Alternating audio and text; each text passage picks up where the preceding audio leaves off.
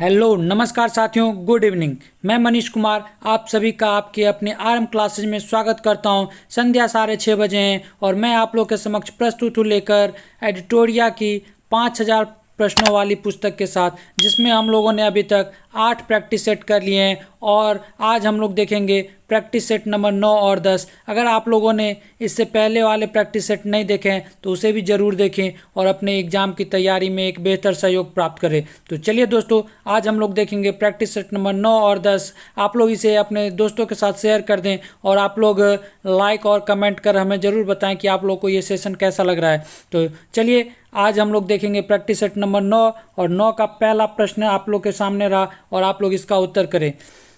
पहला प्रश्न कर रहा है, मांसपेशियों में दर्द के उपचार में उपयोग किए जाने वाला विकिरण है। तो किस विकिरण का उपयोग किया जाता है मांसपेशियों के दर्द के उपचार के लिए? तो आप लोग इसका उत्तर करें और इसका सही उत्तर क्या हो जाएगा आप लोग का? ऑप्शन नंबर ए सही उत्तर हो जाएगा, इंफ्रारेड। ठीक है, अब हम लोग चलते हैं अगले प्रश्न नंबर 2 पे। और दूसरा नंबर प्रश्न कर रहा है, अदरक तना है जड़ नहीं क्यों? तो इसका आप लोग उत्तर करें। अदरक तना है जड़ नहीं, तो इसका सही उत्तर क्या हो जाएगा? तो दूसरे का सही उत्तर हो जाएगा आप लोग का ऑप्शन नंबर बी। इनमें नोड और एंटीनोड होते हैं, इस कारण ये क्या है? तो अदरक जो है वो तना है। ठीक है, अब हम लोग देखते हैं अगला प्रश्न नंबर 3। और तीसरा नंबर प्रश्न का है, बोरी एवं कूनो वन्यजीव अभ्यारण्य किस राज्य में स्थित है? तो इसका आप लोग उत्तर करें कि बोरी और कूनो वन्यजीव अभ्यारण्य जो है किस राज्य में है। और तीसरा का सही उत्तर क्या हो जाएगा आपका? ऑप्शन नंबर ए जो हो जाएगा सही हो जाएगा, मध्य प्रदेश। तो मध्य प्रदेश में है बोरी और कूनो वन्यजीव अभ्यारण्य। ठीक है, अब हम लोग बढ़ते हैं अगले प्रश्न नंबर 4 पे और आप लोग आंसर करते रहें। चलिए, चौथा नंबर प्रश्न करा है, राष्ट्रपति द्वारा राष्ट्रीय आपात की उद्घोषणा संसद के दोनों सदनों द्वारा कितने माह के भीतर अनुमोदित होना आवश्यक है? तो कितने माह के अंदर अनुमोदित होना आवश्यक है? तो इसका सही उत्तर हो जाएगा आपका ऑप्शन नंबर ए जो हो जाएगा, 1 महीने के अंदर जो है संसद के दोनों सदनों से अनुमोदित होना आवश्यक है। ठीक है, अब हम लोग देखते हैं अगला प्रश्न नंबर 5। और 5वां नंबर प्रश्न कर रहा है, भारत में राष्ट्रीय आय का आकलन सर्वप्रथम किस वैज्ञानिक द्वारा किया गया? तो ये प्रश्न काफ़ी बार पूछा गया है, इसका आप लोग उत्तर करें। और 5वें का सही उत्तर क्या हो जाएगा? तो ऑप्शन नंबर डी जो हो जाएगा, इसका सही उत्तर हो जाएगा आर.वी. के राव के द्वारा सर्वप्रथम जो है वैज्ञानिक पद्धति से क्या किया गया था? तो भारत के राष्ट्रीय आय की आकलन की गई थी। ठीक है, अब हम लोग बढ़ते हैं अगले प्रश्न 6 नंबर पे। और 6 नंबर प्रश्न क्या कर रहा है, वर्ल्ड इकोनॉमिक आउटलुक रिपोर्ट निम्न में से किस संस्था के द्वारा प्रकाशित किया जाता है? तो वर्ल्ड इकोनॉमिक आउटलुक किसके द्वारा प्रकाशित किया जाता है? तो इसका सही उत्तर क्या हो जाएगा? तो छठे का सही उत्तर हो जाएगा आपका ऑप्शन नंबर डी, अंतर्राष्ट्रीय मुद्रा कोष, जिसे हम लोग IMF के रूप में भी जानते हैं। ठीक है, अब हम लोग बढ़ते हैं अगले प्रश्न नंबर 7 पे। और 7 नंबर प्रश्न करा है, जल का अधिकतम घनत्व होता है। तो आप लोग इसका उत्तर करें कि जल का अधिकतम घनत्व कितना होता है? तो ये केल्विन में दिया गया है और हम लोग को पता है कि जल का अधिकतम घनत्व कितना होता है? तो 4 डिग्री सी पे होता है। तो इसका सही उत्तर क्या हो जाएगा हमारा? Option number B, 277 kelvin. ठीक है, क्योंकि 273 जो होता है वो 0 डिग्री सेल्सियस के बराबर होता है, उसमें आप 4 जोड़ दीजिए तो 277 हो जाएगा। चलिए, अब हम लोग चलते हैं अगले प्रश्न नंबर 8 पे। और 8 नंबर प्रश्न क्या कर रहा है, सूची 1 को सूची 2 से आप लोग को मिलाना है और इसका आप लोग उत्तर कीजिए। और देखिए, ए में क्या हुआ है? तो लैक्टिक अम्ल। तो लैक्टिक अम्ल किस में पाया जाता है? तो आप लोग को सबको पता होगा कि लैक्टिक अम्ल जो है वो दूध में पाया जाता है। तो पहला का तीसरा से मैच कर रहा है। ठीक है, अब बी में क्या है? एसिटिक अम्ल। तो एसिटिक अम्ल किस में है? तो एसिटिक अम्ल है सिरका में। तो बी का 4 हो गया। ठीक है, अब देखिए साइट्रिक अम्ल। तो साइट्रिक अम्ल किस में है? तो साइट्रिक अम्ल जो होता है वो नींबू में होता है। तो 3 का 1 हो गया। और ब्यूटारिक अम्ल, तो ब्यूटारिक अम्ल किस में हो गया? तो दुग्धयुक्त मक्खन में हो गया ब्यूटारिक अम्ल, तो 2 हो गया। तो इसका सही आंसर क्या हमारा बन रहा है? 3 4 1 2। तो 3, ए का 3, बी का 4, सी का 1, ये सी हमारा सही उत्तर हो गया। ठीक है, अब हम लोग बढ़ते हैं अगले प्रश्न और अगला प्रश्न है 9 नंबर। और 9 नंबर प्रश्न का आप लोग सही उत्तर करें। और 9 नंबर प्रश्न क्या करा है? निम्नलिखित को सुमेलित करें। तो इसमें आप लोग सुमेलित कीजिए। पहला क्या करा है? तो पहला कह रहा है अभिनव भारत संस्था। तो अभिनव भारत संस्था ये किसके द्वारा आप लोग कह सकते हैं स्थापित किया गया था? तो अभिनव भारत संस्था जो है वो आप लोग को पहला का हो जाएगा बी डी सावरकर के द्वारा। ठीक है। अब दूसरा क्या करा है? Akhil Bharatiya trade union Congress. तो अखिल भारतीय ट्रेड यूनियन कांग्रेस किसके द्वारा था? तो आप लोग को याद होगा एम.एन. जोशी। ठीक है, तो सी के साथ मैच कर रहा है दूसरा। तीसरा क्या करा है? Hindustan socialist Republican association. तो हिंदुस्तान सोशलिस्ट रिपब्लिकन एसोसिएशन कौन? तो ये हो जाएगा आप लोग का बी, इसका हो जाएगा चंद्रशेखर आज़ाद। ठीक है। और नौजवान सभा किसके द्वारा? तो आप लोग को पता होगा ये भगत सिंह के द्वारा। ठीक है। तो हमारा मैच कौन सा कर रहा है? तो देखिए 4 का आप लोग कह सकते हैं 1 का डी। तो 1 का डी किस में है? तो देखिए 3 में है। उसके बाद 2 का सी, 2 का सी ये ए और सी में है। उसके बाद 3 का क्या है? तो 3 का बी, 3 का बी किस में आ रहा है? तो देखिए ये 3 का बी ये सी में आ रहा है। तो हमारा ऑप्शन सी हो जाएगा 4 का ए। ठीक है, तो हमारा ऑप्शन सी सही हो जाएगा। अब हम लोग बढ़ते हैं अगले प्रश्न, प्रश्न नंबर 10 की तरफ। और 10 नंबर प्रश्न क्या करा है? बंग भंग विरोधी आंदोलन का प्रारंभ किस तिथि से हुआ? तो इसका आप लोग उत्तर करें 10 का। और 10 का सही उत्तर क्या हो जाएगा? तो 10 का सही उत्तर हो जाएगा आप लोग का ऑप्शन नंबर सी, 16 अक्टूबर 1905 को जो है वो बंग भंग विरोधी आंदोलन का आप लोग कह सकते हैं कि प्रारंभ हुआ था। ठीक है। अब हम लोग देखते हैं अगला प्रश्न, प्रश्न नंबर 11। और 11 नंबर प्रश्न क्या करा? निम्नलिखित में कौन सुमेलित नहीं है? तो कौन सा सुमेलित नहीं है आप लोग को बताना है। और इसका देखिए चंद्रप्रभा वन्यजीव अभ्यारण्य उत्तर प्रदेश, तो ये सही है। उसके बाद दूसरा बी में क्या करा है? जयसमंद वन्यजीव अभ्यारण्य, तो ये राजस्थान, ये भी सही है। उसके बाद तीसरा क्या है? करेरा वन्यजीव अभ्यारण्य, ये मध्य प्रदेश, तो ये भी सही है। और चौथा क्या है? तो नाहरगढ़ वन्यजीव अभ्यारण्य, ये कर्नाटक, तो ये गलत है। तो ये कर्नाटक में ना हो कि ये कहाँ है? तो आप लोग याद रखिएगा ये जयपुर, जयपुर राजस्थान में। तो जयपुर राजस्थान में है आपका। तो हमारा उत्तर हो जाएगा डी सही हो जाएगा। ठीक है। अब हम लोग बढ़ते हैं अगले प्रश्न 12 पे। और 12 नंबर प्रश्न करा, संविधान के किस अनुच्छेद के तहत सर्वोच्च न्यायालय रीट जारी करता है? तो सर्वोच्च न्यायालय रीट जारी किस अनुच्छेद के तहत करता है? तो आप लोग को सबको पता होगा ऑप्शन नंबर ए, अनुच्छेद 32 के तहत। और वहीं उच्च न्यायालय किसके तहत? तो 226 के तहत उच्च न्यायालय रीट जारी करता है। ठीक है। अब हम लोग बढ़ते हैं अगले प्रश्न 13 नंबर। और 13 नंबर प्रश्न करा है, हिंदुस्तान रिपब्लिकन एसोसिएशन की स्थापना कहाँ की गई थी? तो इसकी स्थापना कहाँ की गई थी? तो इसका सही उत्तर क्या हो जाएगा? तो आप लोग का ऑप्शन नंबर सी जो हो जाएगा सही हो जाएगा। कानपुर में हिंदुस्तान रिपब्लिकन एसोसिएशन की स्थापना की गई थी। ठीक है। अब हम लोग चलते हैं अगले प्रश्न 14 पे। और 14 नंबर प्रश्न कर रहा है, कोहरा के समय हम लोग किसके कारण देख नहीं पाते? तो किस कारण से हम लोग कोहरा के समय में देख नहीं पाते, या हम लोग का दृष्टि जो है वो कम दूरी तक ही देख पाते हैं? ठीक है। तो इसका सही उत्तर क्या हो जाएगा 14 का? तो 14 का सही उत्तर हो जाएगा ऑप्शन डी, प्रकीर्णन के कारण ऐसा होता है। ठीक है। अब हम लोग देखते हैं अगला प्रश्न, प्रश्न नंबर 15। और 15 नंबर प्रश्न क्या करा है, निम्न में से कौन सा एक नाइट्रोजन स्थिरीकरण करने वाला जीव नहीं है? तो नाइट्रोजन स्थिरीकरण करने वाला जीव कौन सा नहीं है, आप लोग को उत्तर करना है। और इसका उत्तर क्या हो जाएगा? Option number D, mycorrhiza. Mycorrhiza जो है ये जो है वो नाइट्रोजन स्थिरीकरण नहीं करता है। ठीक है।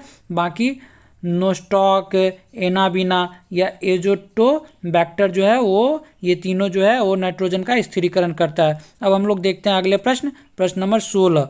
और 16 नंबर प्रश्न क्या करा है, निम्नलिखित में कौन सुमेलित नहीं है? तो देखिए 16 का आप लोग उत्तर करें कि कौन सा सुमेलित नहीं है।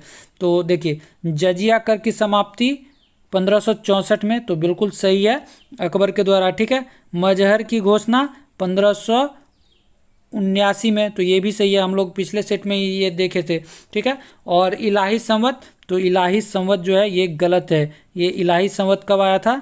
तो 1500, आप लोग याद रखिएगा 1584 में। ठीक है। कब आया था? तो 1584 में। और वहीं फतेहपुर सीकरी की स्थापना 1571 में, तो ये भी सही है। तो हमारा उत्तर क्या हो जाएगा? ऑप्शन नंबर सी, इलाही संवत की शुरुआत 1582 में न होकर 1584 में हुई थी। ठीक है, तो ये सुमेलित नहीं है। अब हम लोग देखते हैं अगला प्रश्न, और अगला प्रश्न है हमारा 17 नंबर। और 17 नंबर प्रश्न क्या करा है, निम्नलिखित में कौन सुमेलित नहीं है। तो फिर हम लोग से पूछ रहा है इसमें कौन सुमेलित नहीं है, तो इसका आप लोग उत्तर करें। तो देखिए, कृष्ण प्रथम एलोरा कैलाश मंदिर, तो ये तो सही है।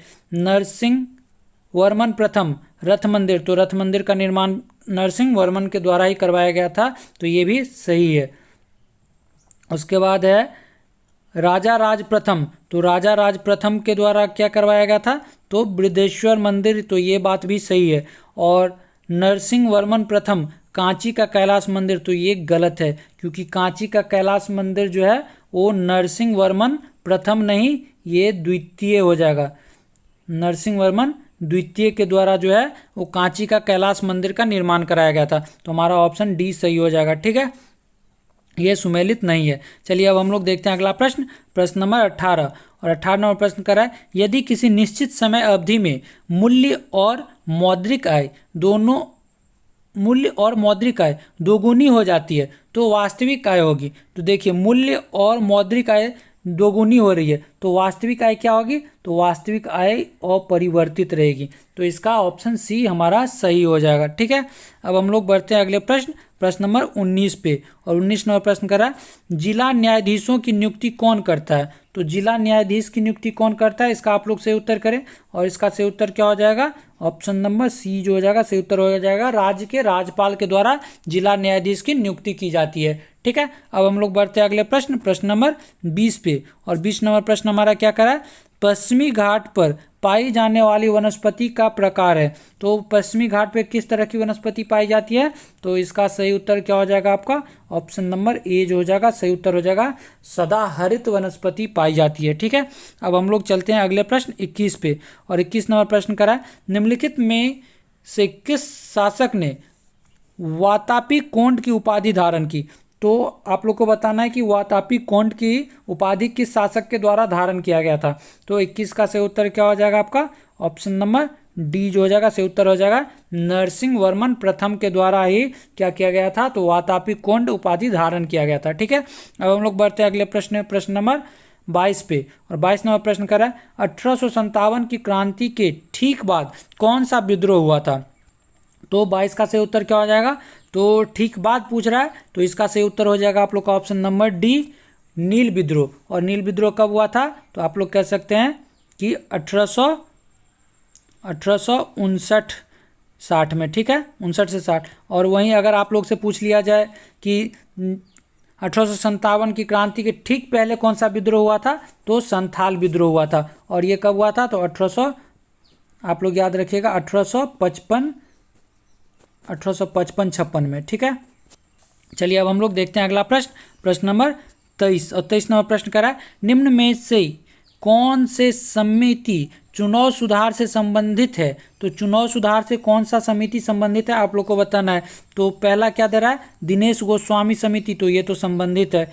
दूसरा क्या है, इंद्रजीत गुप्ता समिति, तो ये भी संबंधित है चुनाव सुधार से। और तीसरा है बोहरा समिति, तो ये भी चुनाव सुधार से संबंधित है। और चौथा है ओम प्रकाश समिति, तो ये चुनाव सुधार से संबंधित नहीं है। तो हमारा सही उत्तर हो जाएगा 1 2 3, और ये किस में है, तो डी ऑप्शन सही हमारा हो जाएगा। ठीक है, अब हम लोग बढ़ते हैं अगले प्रश्न, प्रश्न नंबर 24 पे। व्यक्ति का भार उस लिफ्ट में अधिक होगा जब, तो हम लोग लिफ्ट में अपना भार ज़्यादा महसूस कब करेंगे, ये हमसे क्वेश्चन पूछ रहा है। और इसका सही उत्तर क्या हो जाएगा 24 का, कब करेंगे, तो ऑप्शन सी हमारा सही उत्तर हो जाएगा, ऊपर की ओर त्वरित होने पे। ठीक है, जब गति जो है वो ऊपर की ओर होगी, त्वरित होगी, तो हम लोग लिफ्ट में अपना भार महसूस करेंगे। ठीक है, अब हम लोग चलते हैं अगले प्रश्न, प्रश्न नंबर 25। क्या कर रहा है, निम्नलिखित में कौन सुमेलित नहीं है। तो 25 का आप लोग उत्तर करें कि कौन सा सुमेलित नहीं है। और देखिए, मामलुक वंश कुतुबुद्दीन ऐबक, ये तो बिल्कुल सही है। ठीक है, दूसरा क्या है, लोदी वंश इब्राहिम लोदी, तो ये गलत हो गया, क्योंकि लोदी वंश इब्राहिम लोदी ना होके कौन थे, तो बहलोल लोदी। ठीक है, तो आप लोग याद रखिएगा कौन, तो बहलोल लोदी। और सैयद वंश, खिज्र खां ये सही है, और खिलजी वंश, जलालुद्दीन खिलजी ये भी सही है। तो हमारा उत्तर हो जाएगा ऑप्शन बी, लोधी वंश, इब्राहिम लोधी। ठीक है, तो 25 का ऑप्शन बी हमारा सही उत्तर हो जाएगा। ये सुमेलित नहीं है। ठीक है, लोधी वंश का इब्राहिम लोधी संस्थापक नहीं थे। कौन संस्थापक थे? तो बहलोल लोधी। और मामलुक वंश का कुतुबुद्दीन ऐबक, सैयद वंश का खिज्र खां, और खिलजी वंश का जलालुद्दीन खिलजी। तो ये सारी बात आप लोग याद रखिएगा। अब हम लोग चलते हैं, और इसमें आप लोग मामलुक वंश को गुलाम वंश भी कहते हैं, तो ये बात भी याद रखिएगा। अब हम लोग 26वां नंबर प्रश्न देखते हैं, और 26 प्रश्न क्या करा है? तुजुक ए बाबरी का फारसी में अनुवाद किसने किया? तो तुजुक ए बाबरी का फारसी में अनुवाद किसके द्वारा किया गया था? तो इसका ऑप्शन हो जाएगा हमारा ऑप्शन नंबर सी, अबुल रहीम खान खाना के द्वारा तुजुक ए बाबरी का फारसी में अनुवाद किया गया था। ठीक है, अब हम लोग बढ़ते हैं अगले प्रश्न, प्रश्न नंबर 27। और 27 नंबर प्रश्न क्या करा है? निम्न में कौन क्षोभ मंडल के संबंध में सही नहीं है? तो क्षोभ मंडल के संबंध में सही नहीं है, आपको पहचानना है कि कौन सा संबंधित नहीं है उससे। तो देखिए क्या कर रहा है, इसमें ऊंचाई बढ़ने के साथ तापमान कम होता है, तो ये बात तो सही है। क्षोभ मंडल की ऊंचाई ग्रीष्म काल में बढ़ जाती है, तो ये बात भी सही है। क्षोभ मंडल में मौसम संबंधी कोई घटना नहीं घटती, तो ये गलत है। ये समताप मंडल में ऐसा होता है। क्षोभ मंडल में सारे घटना जो है मौसम संबंधी वो क्षोभ मंडल में ही होते हैं। और डी में क्या कर रहा है? क्षोभ मंडल के ऊपरी सीमा को ट्रोपोपॉज कहते हैं, तो ये बात भी सही है। तो इसका हमारा उत्तर सी सही हो जाएगा, ये गलत है। ठीक है, अब हम लोग चलते हैं अगले प्रश्न 28 पे। और 28 नंबर प्रश्न करा है, संवेग का मात्रक है। तो संवेग का आप लोग को मात्रक बताना है कि संवेग का मात्रक क्या है। तो 28 का सही उत्तर क्या हो जाएगा? तो 28 का सही उत्तर हो जाएगा आप लोग का option number A, kilogram metre पर सेकेंड। ठीक है, अब हम लोग बढ़ते हैं अगले प्रश्न, प्रश्न नंबर 29 पे। और 29 नंबर प्रश्न क्या करा है?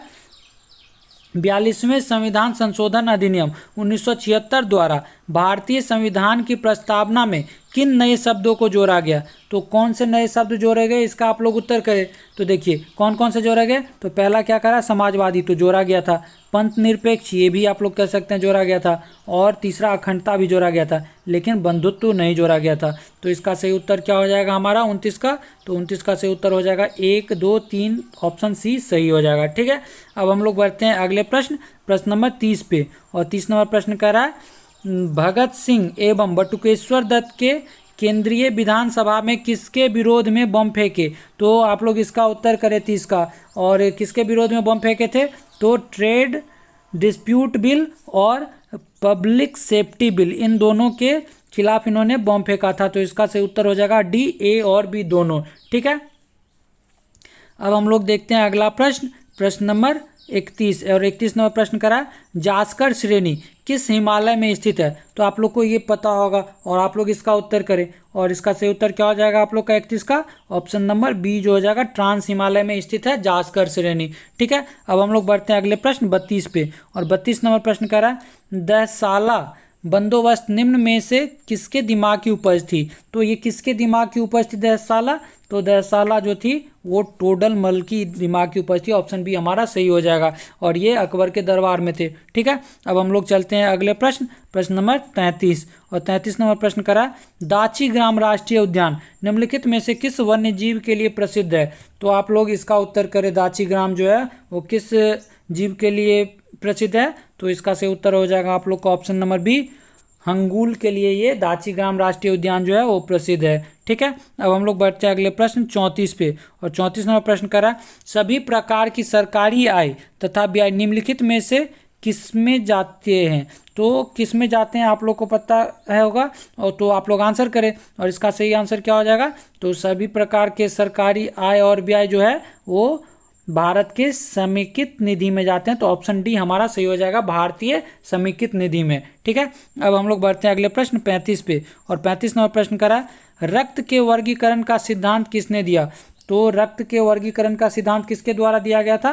तो इसका सही उत्तर हो जाएगा आप लोग का ऑप्शन नंबर सी जो हो जाएगा, और सही उत्तर हो जाएगा लैंड एस्टीनर के द्वारा जो है रक्त के वर्गीकरण का सिद्धांत दिया गया था। अब हम लोग बढ़ते हैं अगले प्रश्न 36 पे। और 36 नंबर प्रश्न क्या करा है, किसी प्रिज्म से गुजरने पर कौन से रंग की प्रकाश किरण सबसे अधिक अपवर्तित होती है? तो कौन सा सबसे अधिक अपवर्तित होता है? तो आप लोग इसका उत्तर करें। ये काफ़ी आसान प्रश्न है, तो इसका उत्तर क्या हो जाएगा? 36 का, तो 36 का ऑप्शन नंबर डी हो जाएगा बैगनी। बैगनी प्रकाश किरण ही सबसे ज़्यादा क्या होता है, तो विचलित होता है, ठीक है। और सबसे कम कौन होता है, तो लाल प्रकाश किरण होती है।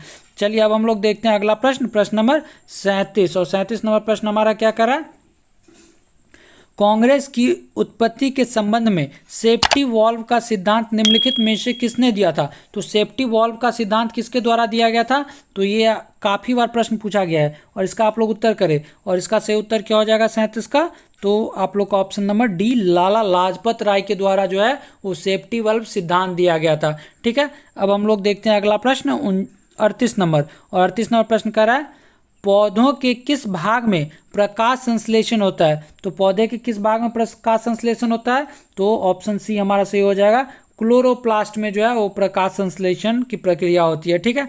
अब हम लोग चलते हैं अगले प्रश्न 39 पे। और 39 नंबर प्रश्न क्या कर रहा है हमारा, भारत छोड़ो आंदोलन के दौरान स्थापित समानांतर सरकारों में सबसे ज़्यादा समय तक रहने वाली सरकार थी। तो कौन सी सरकार सबसे ज़्यादा समय तक रही थी, तो इसका सही उत्तर हो जाएगा आप लोग का ऑप्शन नंबर सी जो हो जाएगा, 17 में जो सरकार बनाई गई थी वो सबसे लंबे समय तक समानांतर सरकार के रूप में काम करती है, ठीक है। अब हम लोग चलते हैं अगले प्रश्न, प्रश्न नंबर 40 पे। और 40 नंबर प्रश्न क्या कर रहा है, प्रजापति उत्तर वैदिक काल में किसके प्रमुख देवता थे। तो प्रजापति किसके प्रमुख देवता थे, तो 40 का आप लोग सही उत्तर करें। और 40 का सही उत्तर हो जाएगा आप लोग का ऑप्शन नंबर डी जो हो जाएगा, सृजन के देवता थे कौन, तो प्रजापति। और किस समय, तो उत्तर वैदिक काल में। चलिए अब हम लोग देखते हैं अगले प्रश्न 41। और 41 नंबर प्रश्न क्या करा है, जैन धर्म के 5 महाव्रतों में निम्न में कौन नहीं है। तो 5 महाव्रत जो जैन धर्म के है, तो आप लोग को बताना उसमें से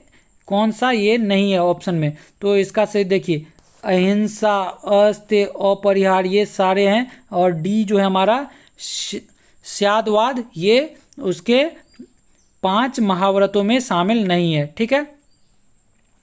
अब हम लोग देखते हैं अगला प्रश्न। और अगला प्रश्न है 42 नंबर। और 42 नंबर प्रश्न क्या कर रहा है, शेख सलीम चिश्ती किस शासक के समकालीन थे। तो आप लोग इसका उत्तर करें। और इसका उत्तर आप लोग को पता होगा, तो इसका उत्तर क्या हो जाएगा 42 का सही उत्तर हो जाएगा, ये अकबर के समकालीन थे। और अकबर के जो पुत्र थे जहांगीर, तो जहांगीर को इन्हीं के नाम पे ही जहांगीर का नाम सलीम रखा गया था, ठीक है। और ऐसा माना जाता है कि इन्हीं के आशीर्वाद से जो है वो जहांगीर जो है वो पैदा हुए थे। चलिए अब हम लोग चलते हैं अगले प्रश्न, प्रश्न नंबर 43। बौद्ध धर्म के संघ संबंधी नियम तथा आचरण किस पुस्तक में संग्रहित हैं। तो 43 का सही उत्तर आप लोग करें। और इसका सही उत्तर क्या हो जाएगा आप लोग को, ऑप्शन नंबर कौन सा, तो ए जो हो जाएगा इसका सही उत्तर हो जाएगा, ये विनय पिटक में संग्रहित है। कौन चीज़, तो बौद्ध धर्म के संघ संबंधी नियम और आचरण जो है वो विनय पिटक में संग्रहित हैं। अब हम लोग देखते हैं अगला प्रश्न 44 नंबर। और 44 नंबर प्रश्न क्या करा है, भारत में परमाणु ऊर्जा आयोग की स्थापना किस वर्ष की गई थी। तो ये प्रश्न भी मैंने आप लोगों को कई बार बताएं। और इसका सही उत्तर क्या हो जाएगा आप लोग का, ऑप्शन नंबर बी 1948 में जो है वो भारत में परमाणु ऊर्जा आयोग की स्थापना की गई थी, ठीक है। अब हम लोग देखते हैं अगला प्रश्न 45 नंबर। और 45 नंबर प्रश्न क्या करा है, निम्नलिखित में से तट से कितनी दूरी को प्रादेशिक जल के रूप में जाना जाता है। तो तट से कितनी दूरी को प्रादेशिक जल के रूप में जाना जाता है, तो इसका सही उत्तर क्या हो जाएगा आप लोग का, ऑप्शन नंबर सी जो हो जाएगा 12 समुद्री मील को, ठीक है।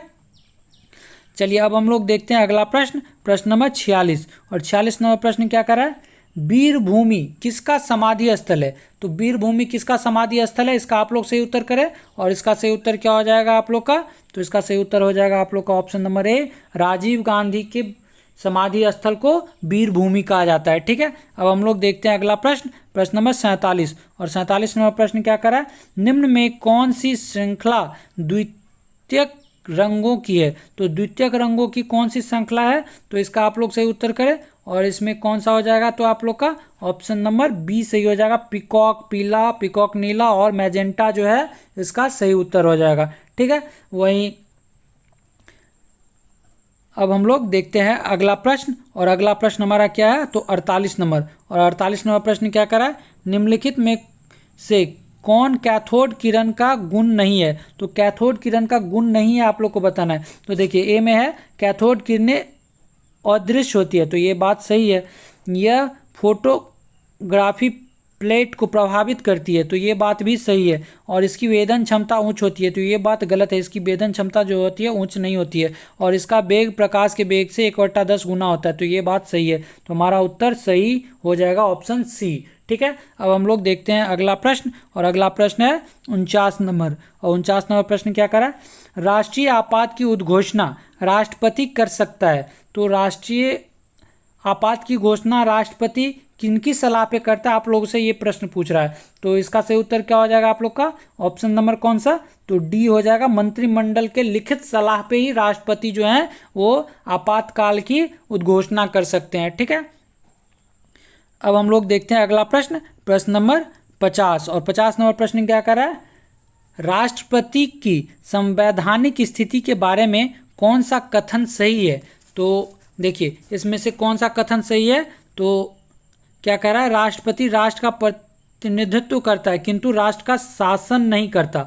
तो यही हमारा सही हो जाएगा, यही कथन जो है वो सही है। ठीक है, क्योंकि राष्ट्रपति जो है वो हमारे राष्ट्र के प्रतिनिधित्व जरूर करते हैं लेकिन शासन जो है वो नहीं करते हैं। चलिए अब हम लोग देखते हैं अगला प्रश्न, और अगला प्रश्न हमारे अगले सेट का है, जो सेट नंबर कौन सा है, तो 10 है। और सेट नंबर 10 का आप लोग उत्तर कीजिएगा पहले प्रश्न का, और आप लोग इसे अपने दोस्तों के साथ शेयर करें और लाइक और कमेंट करते रहें, और आंसर हमें ज़रूर कमेंट कर बताते रहें। तो चलिए दोस्तों हम लोग प्रैक्टिस सेट नंबर 10 का पहला प्रश्न देखते हैं। और पहला प्रश्न है आपके सामने, अबुल हसन नामक चित्रकार किस शासक का दरबारी था। तो अबुल हसन किसका दरबारी था आप लोग से पूछा जा रहा है, और इसका सही उत्तर आप लोग करें। और इसका सही उत्तर क्या हो जाएगा, तो पहले का आप लोग का सही उत्तर हो जाएगा, ये किन किस दरबार में थे, कौन, तो अबुल हसन। तो इसका आप लोग उत्तर करें, और पहले का उत्तर क्या हो जाएगा, तो ऑप्शन नंबर कौन सा, तो सी इसका सही उत्तर हो जाएगा। ये किसके दरबारी थे, तो जहांगीर के दरबारी थे। ठीक है, अब हम लोग बढ़ते हैं अगले प्रश्न, प्रश्न नंबर 2 पे। और दूसरा नंबर प्रश्न क्या करा है, निम्नांकित में किन राज्यों की सीमा बांग्लादेश से मिलती है। तो आप लोग को बताना है कि इसमें से कौन से राज्य की सीमा जो है वो बांग्लादेश से मिलती है। तो देखिए मेघालय, त्रिपुरा, मिजोरम, असम। ठीक है, तो बांग्लादेश से मिलने वाली कौन कौन से हैं, तो मेघालय भी बांग्लादेश से मिलता है, त्रिपुरा भी बांग्लादेश से मिलता है, मिजोरम भी बांग्लादेश से मिलता है, और असम भी बांग्लादेश से मिलता है। तो इसका सही उत्तर क्या हो जाएगा आपका, ऑप्शन नंबर डी जो हो जाएगा। 1, 3, 2, 4 ये सारे जो हैं वो हमारे बांग्लादेश से मिलने वाली राज्य हैं। ठीक है, और आप लोग इसमें एक और याद रखिएगा, कौन सा, तो पश्चिम बंगाल, वेस्ट बंगाल भी जो है वो आपकी सीमा साझा करती है किससे, तो बांग्लादेश से। ठीक है, और अब हम लोग बढ़ते हैं अगले प्रश्न, और अगला प्रश्न है हमारा तीसरा नंबर। और तीसरा नंबर प्रश्न क्या कर रहा है, पश्चिमी घाट की नामांकित पहाड़ियाँ, क्या, पश्चिमी घाट की निम्नांकित पहाड़ियों का उत्तर से दक्षिण क्रम है। तो उत्तर से दक्षिण की ओर आप लोग से पूछा जा रहा है, तो उत्तर से दक्षिण आप लोग आंसर करें कि कौन सी पहाड़ियाँ हैं। तो देखिए नीलगिरी पहाड़ी, अन्नामलाई पहाड़ी और इलायची पहाड़ी। तो देखिए हमारा ऑप्शन ए ही सही हो गया। तो ऑप्शन ए हमारा सही उत्तर हो जाएगा कि सबसे उत्तर में है नीलगिरी, उसके दक्षिण में अन्नामलाई, और सबसे दक्षिण में है इलायची पहाड़ी। और इलायची पहाड़ी को हम लोग कार्डेमम पहाड़ी भी कहते हैं। चलिए अब हम लोग देखते हैं अगला प्रश्न, प्रश्न नंबर 4। और चौथा नंबर प्रश्न क्या करा है, भगवान महावीर वन्यजीव अभ्यारण्य किस राज्य में है। तो भगवान महावीर वन्यजीव अभ्यारण्य किस राज्य में है, तो इसका उत्तर हो जाएगा आप लोग का ऑप्शन नंबर सी, गोवा में स्थित है भगवान महावीर वन्यजीव अभ्यारण्य। अब हम लोग देखते हैं अगला प्रश्न, प्रश्न नंबर 5। और 5वां नंबर प्रश्न क्या कर रहा है, वर्षा जल का पीएच मान कितना होने पर हम उसे अम्ल वर्षा की संज्ञा देते हैं। तो जल का, वर्षा जल का पीएच मान कितना होगा तो हम उसे अम्ल वर्षा कहेंगे। तो इसका सही उत्तर क्या हो जाएगा आप लोग का, ऑप्शन नंबर बी जो हो जाएगा सही उत्तर हो जाएगा। 5.5 या उससे कम वाले पीएच मान पे हम लोग उसे अम्लीय वर्षा कहते हैं। ठीक है, अब हम लोग चलते हैं अगले प्रश्न, प्रश्न नंबर 6 पे। और छठा प्रश्न कह रहा है, संविधान सभा के लिए चुनाव कब हुआ था? तो संविधान सभा के लिए चुनाव कब हुआ था? तो इसका आप लोग उत्तर करें और इसका सही उत्तर हो जाएगा आप लोग का ऑप्शन नंबर बी, जुलाई अगस्त 1946 में जो है वो संविधान सभा के लिए चुनाव करवाए गए थे। ठीक है, अब हम लोग देखते हैं अगला प्रश्न, प्रश्न नंबर 7। और 7 नंबर प्रश्न कह रहा है संविधान सभा का वह कौन सा भाग है जिसे लागू करवाने के लिए व्यक्ति सीधे उच्चतम न्यायालय में जा सकता है? तो आप लोग को पता होगा कि उच्चतम न्यायालय में हम लोग सीधे किस लिए जा सकते हैं? तो मौलिक अधिकार। और मौलिक अधिकार किस भाग में है? तो आप लोग का क्या हो जाएगा आंसर?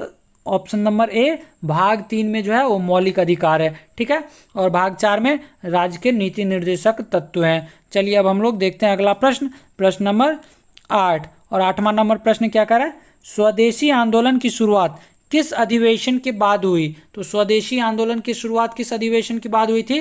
तो इसका सही उत्तर हो जाएगा आप लोग का ऑप्शन नंबर सी जो हो जाएगा बनारस अधिवेशन। और बनारस अधिवेशन जो 1905 में होती है, इसकी अध्यक्षता कौन करते हैं? तो गोपाल कृष्ण गोखले, जो गांधी जी के राजनीतिक गुरु भी माने जाते हैं। ठीक है, अब हम लोग चलते हैं अगले प्रश्न, प्रश्न नंबर 9। और 9वां नंबर प्रश्न कर रहा है चंपारण सत्याग्रह के प्रमुख किसान नेता थे। तो चंपारण सत्याग्रह के प्रमुख किसान नेता कौन थे? तो ये काफ़ी आसान प्रश्न है और इसका सही उत्तर हो जाएगा आप लोग का ऑप्शन नंबर ए, राजकुमार शुक्ल जो है वो चंपारण सत्याग्रह के प्रमुख किसान नेता थे। और इन्हीं के आग्रह पे जो है वो गांधी जी चंपारण आते हैं। चलिए अब हम लोग देखते हैं अगले प्रश्न, प्रश्न नंबर 10। और 10वां नंबर प्रश्न क्या कर रहा है? निम्नांकित में कौन प्रत्यक्ष कर नहीं है? तो देखिए कौन सा प्रत्यक्ष कर नहीं है? तो 10 का आप लोग उत्तर करें। तो देखिए निगम कर जो है वो प्रत्यक्ष कर है, आयकर जो है वो प्रत्यक्ष कर है, और सीमा शुल्क, तो सीमा शुल्क जो है वो अप्रत्यक्ष कर है। तो इसका सही उत्तर क्या हो जाएगा? ऑप्शन नंबर सी जो हो जाएगा हमारा सही हो जाएगा, ये प्रत्यक्ष कर नहीं है। अब हम लोग देखते हैं अगला प्रश्न, प्रश्न नंबर 11। और 11 नंबर प्रश्न क्या कर रहा है? कार्नेटाइट किस धातु का अयस्क है? तो कार्नेटाइट किस धातु का अयस्क है आप लोग को बताना है। और इसका सही उत्तर क्या हो जाएगा 11 का? तो 11 का सही उत्तर हो जाएगा ऑप्शन सी, ये यूरेनियम का अयस्क है। कौन सा? तो कार्नेटाइट। अब हम लोग देखते हैं अगला प्रश्न 12 नंबर। और 12 नंबर प्रश्न कह रहा है द्विनाम पद्धति के प्रतिपादक कौन हैं? तो द्विनाम पद्धति किसके द्वारा दिया गया था? तो इसका सही उत्तर क्या हो जाएगा आप लोग का? ऑप्शन नंबर बी जो हो जाएगा, लियोनस के द्वारा द्विनाम पद्धति दिया गया था। ठीक है, अब हम लोग बढ़ते हैं अगले प्रश्न, प्रश्न नंबर 13 पे। और 13 नंबर प्रश्न क्या करा है? किस संविधान संशोधन द्वारा एक ही व्यक्ति को 2 या 2 से अधिक राज्यों का राज्यपाल बनने संबंधी प्रावधान किया गया? तो इसका 13 का आप लोग सही उत्तर करें। और 13 का सही उत्तर हो जाएगा आप लोग का ऑप्शन नंबर ए, 7वां संविधान संशोधन के द्वारा क्या किया गया? तो राज्यपाल को 1 या 1 से अधिक राज्यों के राज्यपाल बनाने की प्रावधान की गई। ठीक है, अब हम लोग चलते हैं अगले प्रश्न, प्रश्न नंबर 14 पे। और 14 नंबर प्रश्न करा बिहार में पंचायतों की वित्तीय स्थिति का पुनर्विलोकन करने के लिए निम्न में से कौन राज्य वित्त आयोग का गठन करता है? तो कौन जो है वो वित्त आयोग का गठन करेगा? राज्य वित्त आयोग का। तो इसका सही उत्तर क्या हो जाएगा? तो इसका सही उत्तर हो जाएगा आप लोग का ऑप्शन नंबर सी, राज्यपाल के द्वारा जो है वो क्या किया जाता है? तो राज्य वित्त आयोग का गठन किया जाता है। ठीक है, अब हम लोग चलते हैं अगले प्रश्न, प्रश्न नंबर 15 पे। और 15 नंबर प्रश्न करा है गीत गोविंद के रचयिता जयदेव किस शासक के दरबारी थे?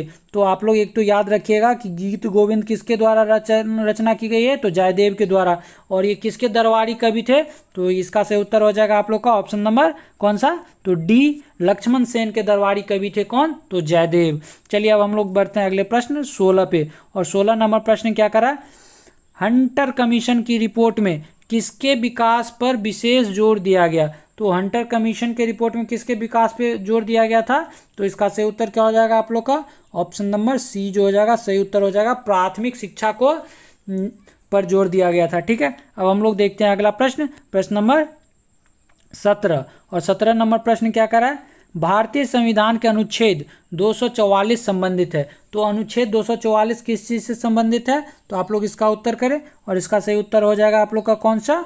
तो ऑप्शन नंबर कौन? तो ऑप्शन नंबर ए, अनुसूचित क्षेत्रों और जनजाति क्षेत्रों का प्रशासन की चर्चा की गई है। किसमें? तो अनुच्छेद 244 में। अब हम लोग देखते हैं अगला प्रश्न, प्रश्न नंबर 18। और 18 नंबर प्रश्न क्या करा है, बिहार में पंचायत का मुखिया अपना त्यागपत्र देता है। तो मुखिया जी जो हैं वो किसे अपना त्यागपत्र देते हैं, आप लोग से पूछा जा रहा है। और इसका सही उत्तर क्या हो जाएगा आप लोग का, ऑप्शन नंबर डी जो हो जाएगा सही उत्तर हो जाएगा।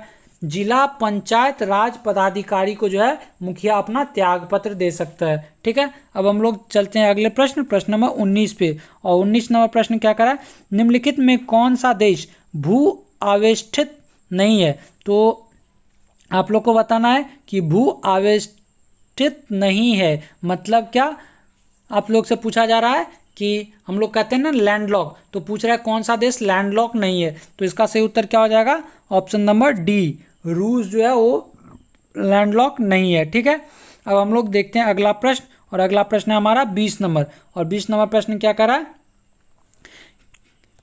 किस बौद्ध संगीति के दौरान विनय पिटक एवं सुत्त पिटक की रचना की गई। तो विनय पिटक और सुत्त पिटक की रचना किस संगीति के दौरान किया गया था, तो इसका ऑप्शन ए सही हो जाएगा, प्रथम संगीति के दौरान ही सुत्त पिटक और विनय पिटक की रचना की गई थी। ठीक है, अब हम लोग बढ़ते हैं अगले प्रश्न, प्रश्न नंबर 21 पे। और 21 नंबर प्रश्न क्या करा है, 1937 के प्रांतीय चुनावों के बाद कांग्रेस ने कुल कितने प्रांतों में सरकार बनाई।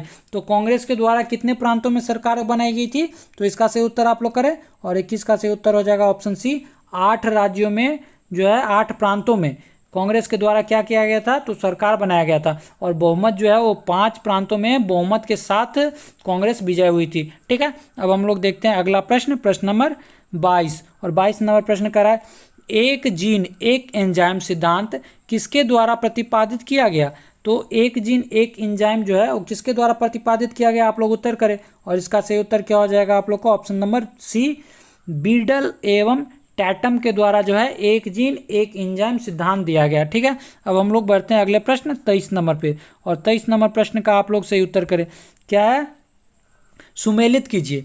अब इरेप्सिन, इरेप्सिन का क्या हो जाएगा, तो आप लोग इसका उत्तर करें। और इसका क्या हो जाएगा, तो ए का हो जाएगा आप लोग का, इरेप्सिन क्या करता है, तो पॉलीपेप्टाइड को एमिनो अम्ल में बदलता है। तो इसका तीसरा हो जाएगा। ठीक है, और अगर हम लोग देखें बी में क्या है, माल्टेज। तो माल्टेज का क्या हो जाएगा, तो माल्टोज को ग्लूकोज में बदलता है। तो ये हमारा ए के साथ चला जाएगा। उसके बाद है सी में लाइपेज। तो लाइपेज क्या हो जाएगा, तो आप लोग इसको याद रखिएगा, लाइपेज जो है वो शेष वसाओं को अम्ल तथा ग्लिसरॉल में बदलता है। कौन, तो लाइपेज। और चौथा क्या है, तो सुक्रोज, सुक्रोज को फ्रुक्टोज में बदलता है। तो इसका 4। तो हमारा आंसर क्या बन रहा है, 3 1 2 4। तो देखिए ए का 3, बी का 1, तो हमारा ये उत्तर डी सही हो गया। ठीक है, सी का 2 और डी का 4। चलिए अब हम लोग देखते हैं अगला प्रश्न। और अगला प्रश्न है 24 नंबर। और 24 नंबर प्रश्न क्या करा, पदार्थ का परमाणविक सिद्धांत सर्वप्रथम किसने दिया। तो पदार्थ का परमाणविक सिद्धांत किसके द्वारा दिया गया था, तो इसका सही उत्तर हो जाएगा आप लोग का option number B, John Dalton के द्वारा जो है पदार्थ का परमाणविक सिद्धांत दिया गया था। ठीक है, अब हम लोग देखते हैं अगला प्रश्न 25 नंबर। और 25 नंबर प्रश्न करा है, धान से निकलने वाली गैस। तो धान से कौन सी गैस निकलती है, तो आप लोग को पता होगा कि धान के खेत से जो है वो ऑप्शन बी सही हो जाएगा, मीथेन गैस निकलता है। ठीक है, अब हम लोग चलते हैं अगले प्रश्न, प्रश्न नंबर 26। और 26 नंबर प्रश्न करा है, गुरुत्वाकर्षण बल निम्नलिखित में से किस स्थान पर सबसे ज़्यादा होता है। तो किस स्थान पर गुरुत्वाकर्षण बल सबसे ज़्यादा होगा, तो इसका उत्तर हो जाएगा आप लोग का ऑप्शन नंबर डी, ध्रुव पर जो होगा गुरुत्वाकर्षण बल सबसे अधिक होगा। ठीक है, अब हम लोग बढ़ते हैं अगले प्रश्न 27 पे। और 27 नंबर प्रश्न आपको दे रहा है, सूची 1 को सूची 2 से मिलान करें। और इसमें आपको एक साइड विटामिन दिए गए हैं, दूसरे साइड उसके आप लोग कह सकते हैं कि रासायनिक नाम दिए गए हैं। तो विटामिन 1 को हम लोग क्या कहते हैं, तो थायमीन कहते हैं। तो इस ए का आप लोग कह सकते हैं कि 3 हो गया। अब विटामिन B3 को क्या कहते हैं, तो विटामिन B3 को निकोटिक अम्ल कहा जाता है। ठीक है, तो बी का 2 हो गया। तो देख अब विटामिन ई को हम लोग क्या कहते हैं, तो टोकोफेरॉल कहते हैं। तो ये हमारा 4 हो गया।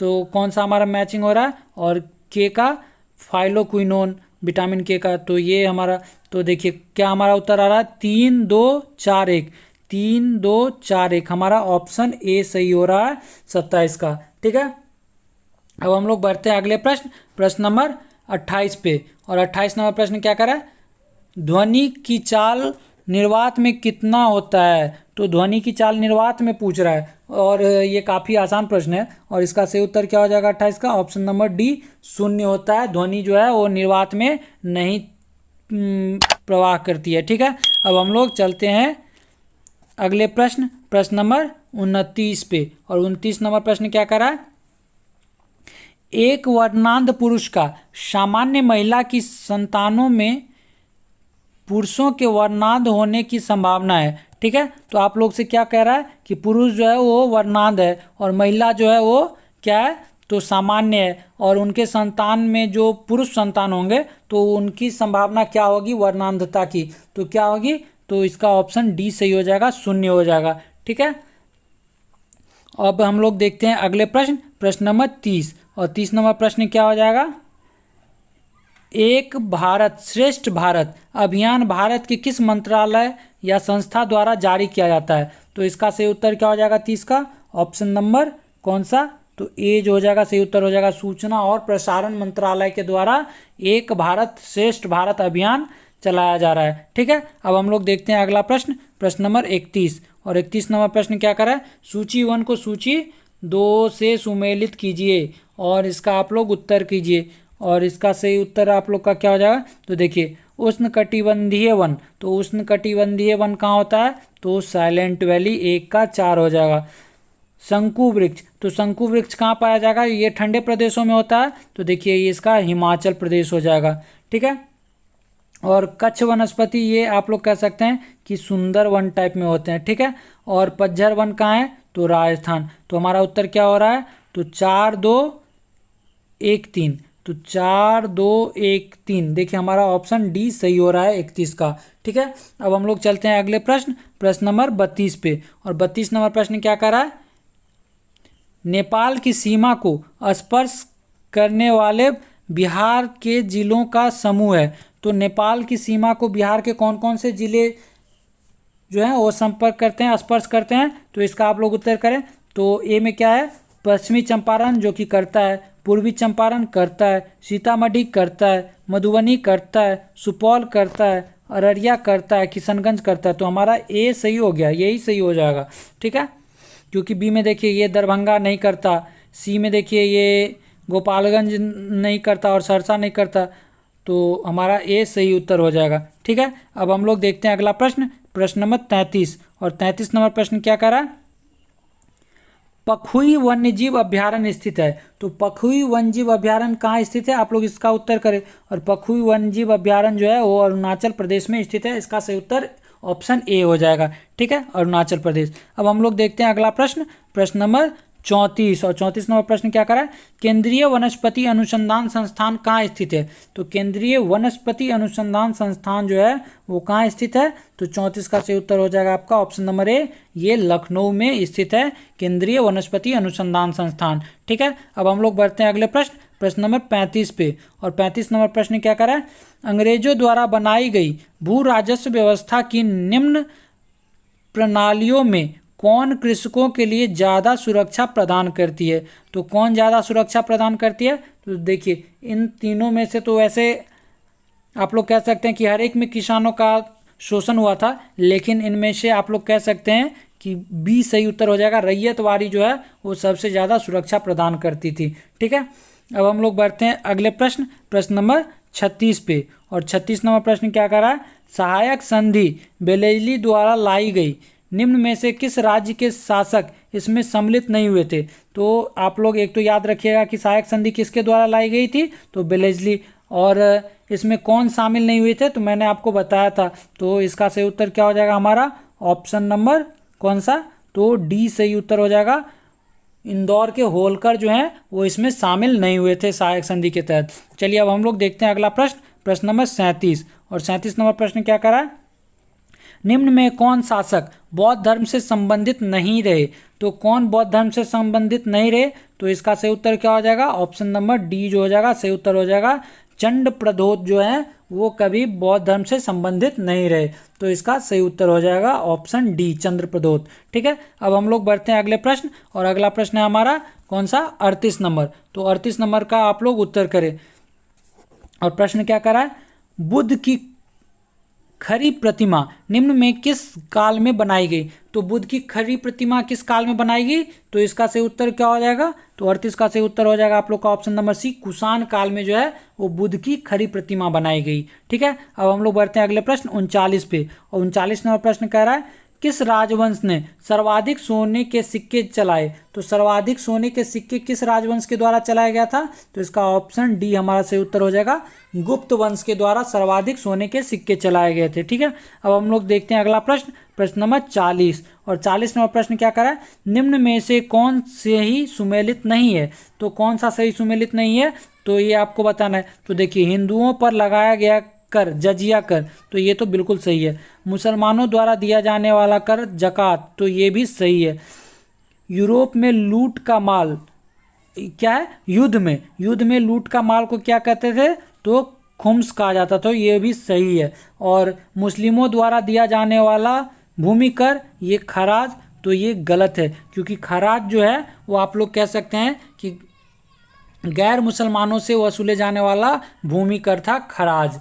ठीक है, अब हम लोग देखते हैं अगला प्रश्न, और अगला प्रश्न है हमारा 41 नंबर, और 41 नंबर प्रश्न कह रहा है निकोलो कोंटी किस देश का यात्री था। तो निकोलो कोंटी किस देश के यात्री थे, तो इसका सही उत्तर क्या हो जाएगा 41 का, ऑप्शन नंबर सी जो हो जाएगा, वो इटली के यात्री थे निकोलो कोंटी। चलिए अब हम लोग देखते हैं अगला प्रश्न 42 नंबर, और 42 नंबर प्रश्न क्या कर रहा है, विजयनगर साम्राज्य पर सर्वाधिक काल तक किस वंश का शासन रहा। तो सर्वाधिक काल तक किस वंश का शासन रहा था विजयनगर साम्राज्य पे, तो ऑप्शन बी सही हो जाएगा, संगम वंश का। ठीक है, अब हम लोग देखते हैं अगला प्रश्न, प्रश्न नंबर 43, और 43 नंबर प्रश्न क्या करा है, निम्न में से कौन लोहा का अयस्क नहीं है।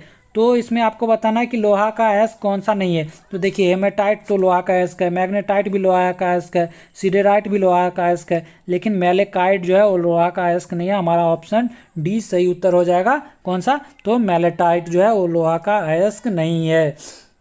अब हम लोग चलते हैं अगले प्रश्न, प्रश्न नंबर 44 पे, और 44 नंबर प्रश्न क्या कर रहा है, हीरे का क्रिस्टल किस आकार के होते हैं। तो ये काफ़ी बार पूछा जाता है ये प्रश्न, और इसका उत्तर आप लोग जरूर जान रहे होंगे, तो कमेंट कर बताएं। और इसका सही उत्तर हो जाएगा ऑप्शन नंबर बी, चतुष्फलकीय होता है हीरे का क्रिस्टल। ठीक है, अब हम लोग देखते हैं अगला प्रश्न 45 नंबर, और 45 नंबर प्रश्न क्या कर रहा है, एशिया का सबसे पुराना शेयर बाजार है। तो एशिया का सबसे पुराना शेयर बाजार कौन सा है, तो इसका सही उत्तर क्या हो जाएगा, ऑप्शन नंबर डी जो हो जाएगा सही उत्तर हो जाएगा, बॉम्बे स्टॉक एक्सचेंज जो है वो एशिया का सबसे पुराना शेयर बाजार है। ठीक है, अब हम लोग देखते हैं अगला प्रश्न, प्रश्न नंबर 46, और 46 नंबर प्रश्न क्या करा है, निम्न में से किस अर्थशास्त्री ने अवसर लागत का सिद्धांत दिया था। तो अवसर लागत का सिद्धांत किसके द्वारा दिया गया था, तो इसका सही उत्तर आप लोग करें, और 46 का सही उत्तर हो जाएगा आप लोग का ऑप्शन नंबर डी, गॉटफ्रीड हैबरलर के द्वारा जो है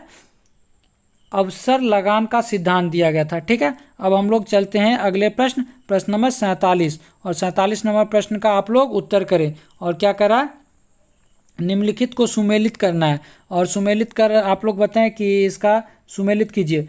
47 में ज्ञानपीठ पुरस्कार, तो ज्ञानपीठ पुरस्कार किस क्षेत्र में दिया जाता है, तो साहित्य के क्षेत्र में दिया जाता है। भटनागर पुरस्कार, तो भटनागर पुरस्कार जो है विज्ञान के क्षेत्र में दिया जाता है। अर्जुन पुरस्कार खेल के क्षेत्र में दिया जाता है, और दादा साहेब फाल्के पुरस्कार फिल्म के क्षेत्र में दिया जाता है। तो हमारा आंसर क्या बन रहा है, 4 2 1 3। तो देखिए 4 2 1 3 किस में, 4 2 1 3, ऑप्शन बी हमारा सही उत्तर हो जाएगा 47 का। ठीक है, अब हम लोग चलते हैं अगले प्रश्न, प्रश्न नंबर 48 पे, और 48 नंबर प्रश्न क्या कर रहा है, तो आप लोग उत्तर करें, निम्न में से कौन सी नदी जम्मू एंड कश्मीर से प्रवाहित नहीं होती। तो जम्मू कश्मीर से कौन सी नदी प्रवाहित नहीं होती, आप लोग इसका उत्तर करें, और इसका सही उत्तर क्या हो जाएगा आप लोग का, तो ऑप्शन नंबर कौन सा सही उत्तर हो जाएगा, तो इसका आपका ऑप्शन नंबर ए जो हो जाएगा सही हो जाएगा। ये सिंधु और झेलम जो है वो आपका प्रवाहित नहीं करता है जम्मू कश्मीर से। ठीक है, अब हम लोग बढ़ते हैं अगले प्रश्न, प्रश्न नंबर 49 पे, और 49 नंबर प्रश्न क्या करा है, निम्न में से मेडागास्कर की राजधानी है। तो मेडागास्कर की राजधानी कौन सी है? तो इसका सही उत्तर क्या हो जाएगा? ऑप्शन नंबर ए जो हो जाएगा सही उत्तर हो जाएगा एंटानानैरिवो। तो एंटानानैरिवो जो है वो मेडागास्कर की राजधानी है। अब हम लोग चलते हैं अगले प्रश्न 50 नंबर, जो आज के सेशन का हमारा अंतिम प्रश्न है। और क्या कह रहा है? 2011 की जनगणना के अनुसार निम्नलिखित राज्यों में किसमें नगरीकरण का स्तर सबसे निम्न है? तो किस राज्य में नगरीकरण का स्तर सबसे निम्न है? तो इसका सही उत्तर क्या हो जाएगा आप लोग का? ऑप्शन नंबर डी, पश्चिम बंगाल इसका सही उत्तर हो जाएगा। पश्चिम बंगाल में जो है वो नगरीकरण का स्तर जो है वो सबसे निम्न है। और ये किसके अनुसार है? तो 2011 जनगणना के अनुसार। तो ये बात आप लोग जरूर याद रखिएगा। तो ठीक है दोस्तों, आज के लिए हम लोग इतना ही रखते हैं। अगर आप लोग को पसंद आ रहा हो तो आप लोग इसे अपने दोस्तों के साथ शेयर करें, हम इस वीडियो को लाइक करें और कमेंट कर हमें ज़रूर बताएं। और आप लोग को इसका अगर पीडीएफ चाहिए तो हमारे टेलीग्राम चैनल पर ज्वाइन होकर आप लोग इसका पीडीएफ प्राप्त कर सकते हैं।